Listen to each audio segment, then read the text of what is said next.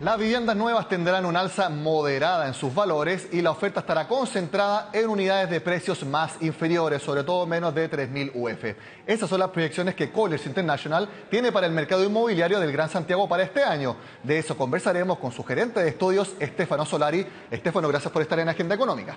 Muchas gracias a ti, Nicolás. Gracias por darnos la oportunidad de dar nuestro punto de vista, nuestra visión y lo que podemos ver el día a día en el mercado también. Exactamente. Y antes de conversar la entrevista, estábamos hablando con Stefano y ustedes en Colliers creen que 2015 y 2016 hay que sacarlo un poco del estudio de años del mercado inmobiliario porque fue demasiado afectado por el IVA de la reforma tributaria. En 2015 por un aumento de ventas y después 2016 todo lo contrario. Por eso hay que sacarlo un poquitito del estudio. Así es, justamente eso es lo que hemos podido ver de acuerdo a nuestro estudio y nuestros reportes trimestrales que sacamos en Colliers. Que el 2015, por un lado, fue un año que incorporó y acaparó mucha oferta futura por el efecto IVA que ya todos conocemos. ¿Y eso qué quiere decir? Que aumentó muchísimo sus niveles de venta. Para el 2016, ¿qué fue lo que pasó? Que esos niveles de venta que se aumentaron en el 2015 significaron una baja en este año. Fue una corrección prácticamente 1-1 lo que sucedió. Fue no tan 1-1, pero una corrección bastante grande. Hoy día, en el 2016, podemos hablar de que retomamos recién niveles previos al efecto IVA, en donde para el 2017 esto se traduce en que va a ser un año bastante plano, bastante moderado en su crecimiento, con tasas que no van a llegar probablemente al 5%. Eso en tema de venta de viviendas nuevas en el Gran Santiago. Exactamente. ¿Por qué va a pasar esto? ¿Por el estancamiento económico o también no hay la suficiente oferta en el mercado? Bueno, por un lado el estancamiento económico siempre va a ser un tema cuando uno tome la decisión de comprar y eso va a afectar también el mercado inmobiliario, pero por el otro, como lo mencionabas tú anteriormente, el mercado se vio bastante afectado para el 2016, por sobre todo, pero también para el 2017, por la oferta que concentró el 2015. Eso quiere decir que naturalmente para el próximo año, para este año, el 2017, vamos a tener una oferta bastante menor a la que pudimos ver en años anteriores.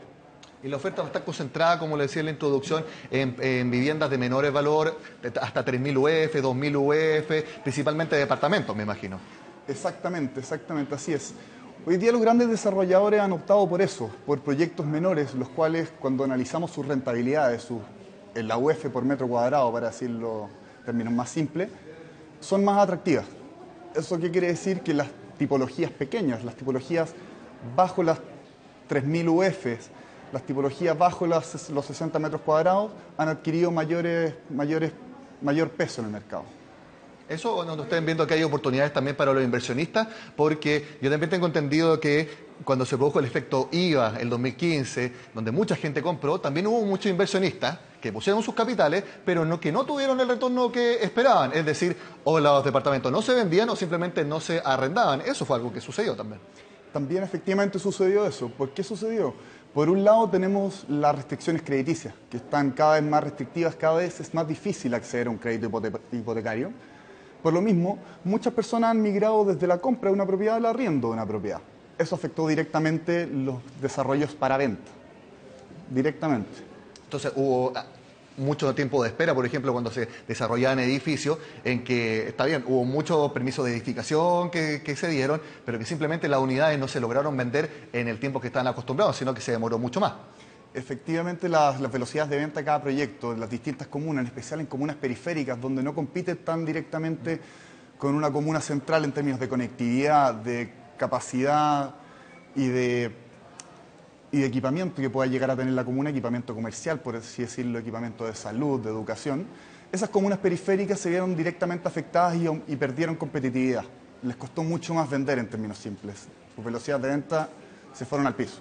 Ahora, ¿cuáles debieran ser las zonas de la capital que tú crees, o en Colliers creen que deberá ser con mayor velocidad de ventas? En el último tiempo se ha visto mucho en Santiago Centro, también en otras comunas como la Florida. ¿Es más o menos donde ustedes están viendo que puede haber un mayor atractivo para comprar?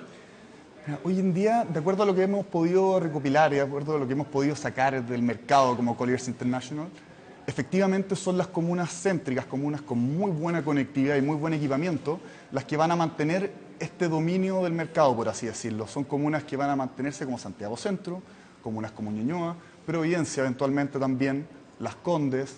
No necesariamente acá hablamos de Providencia y Las Condes, que son comunas que no necesariamente cumplen con el requisito de tener estas bajas tipologías en cuanto a superficie o precio, pero que aún así siguen siendo atractivas, muy atractivas para otros segmentos. Van a ser cada vez más atractivas también esas comunas céntricas porque los permisos de edificación son cada vez menos, por lo tanto, menos unidades, y eso uno supone que va a subir también mayor su valor y también, obviamente, el deseo de las personas por adquirirlo. Efectivamente, el precio se ha mantenido al alza, esa es la realidad del mercado. Y considerando esto, y considerando lo que comentas tú de los permisos de edificación, estas comunas céntricas, comunas como Santiago Centro, por ejemplo, van a aumentar su valor, van a aumentar su participación dentro del mercado en este año.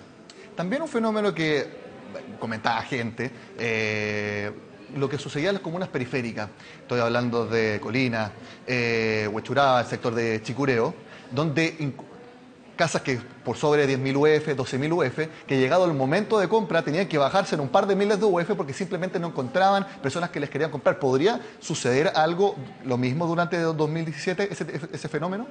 Podría llegar a suceder, podría suceder porque estas propiedades, como está dificultándose la venta, el stock no se puede mantener para siempre. Hay que empezar a mover el mercado, las inmobiliarias tienen que mover sus propiedades, y como las restricciones crediticias son cada vez mayores, uno tiende naturalmente a bajar sus pretensiones. Y ahí es donde comunas que tienen menos competitividad en cuanto a conectividad, por ejemplo, tienen que bajar el precio para poder competir. En ese sentido es una buena recomendación para las personas que quizás están viendo por esos lugares que no se queden con el valor que aparece en el cartel de la propiedad, sino que pueden negociar un precio bastante menor por esto que estábamos conversando. Particularmente si es que ese precio es el precio de lista, efectivamente. Ahora, ¿cómo ven en Colliers el tema, lo hablábamos de los créditos hipotecarios? ¿Creen que los bancos, o por lo menos la información que ustedes tienen, van a mantener las restricciones actuales y sobre todo el porcentaje de P que se exige, mínimo 20% y algunos incluso 25%? Creemos que sí. A la fecha no hemos visto algún motivo, algún indicio de que los bancos puedan llegar a relajar sus restricciones.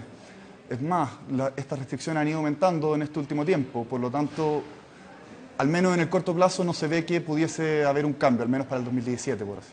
¿Y ustedes en Colliers han visto también el efecto que puede generar la tasa de interés, este recorte importante que se prevé en el mercado, incluso hablan hasta de un punto? ¿Podría verse impactar en alguna manera la demanda de crédito o los créditos hipotecarios o creen que todavía es muy temprano para analizarlo? Podría haber algún impacto ahí, pero como dices tú, todavía es demasiado temprano para analizarlo. Todavía estamos hablando de especulaciones, no hay nada concreto que nos pueda llevar a pensar de un lado o al otro. Pero podría haber un impacto también esto en las decisiones de compra o de inversión de las personas que están pasando, como comentaba anteriormente, de una compra de una vivienda a un arriendo de una vivienda y que está explotando cada vez más el negocio de renta inmobiliaria. Ese es el fenómeno de la renta inmobiliaria, sobre todo dividiendo entre inversionistas grandes e inversionistas más pequeños. ¿Por dónde van las recomendaciones también de sectores, donde, por ejemplo, para un inversionista grande? Por ejemplo, para un inversionista grande. Primero que todo, hay un punto que aplica para los dos, que es lo que he mencionado ya un par de veces, la conectividad, la ubicación. Perfecto. La ubicación. Siempre va a haber que estar pensando en la ubicación, pero un inversionista un poco más grande, llamémoslo una persona natural, debe estar pensando hoy en día en una búsqueda de un terreno con miras de plusvalía, ganar la plusvalía del terreno y eventualmente algún desarrollo para venta o renta, con una alternativa siempre de venta. Por el otro lado, un inversionista pequeño, una persona, él ya debe estar pensando en viviendas de tipologías muy bajas, viviendas debajo de los 60 metros cuadrados para departamentos, definitivamente bajo los 140 metros cuadrados para una casa, y de un dormitorio un baño, dos dormitorios un baño. Esa debe ser la definición de un inversionista natural, como tú, como yo, que hoy día quiera estar pensando en comprar una propiedad para la renta. ¿Y se ven buenas perspectivas para la rentabilidad también de esa inversión? ¿Del negocio de renta? Sí. Hoy día es un negocio que en comunas céntricas, en comunas donde las tipologías bajas adquieren mayor volumen, es un negocio que se está explotando harto, se está explotando bastante. Y ya vemos que hay indicios de operadores internacionales, grandes operadores internacionales que están explorando el mercado nacional para instalarse no solamente en estas comunas, sino que llevarlo a comunas donde el estrato socioeconómico es un poco más alto.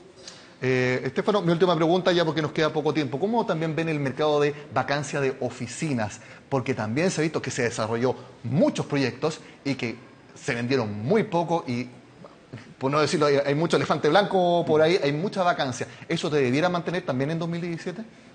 Hoy en día estamos hablando que de acuerdo a los últimos reportes que hemos generado en Colliers, son reportes trimestrales de oficina que nosotros recopilamos la información del día a día de lo que pasa, Estamos hablando que la vacancia de las oficinas clase A, por ejemplo, está en torno al 10%, de las oficinas clase B en torno al 8%.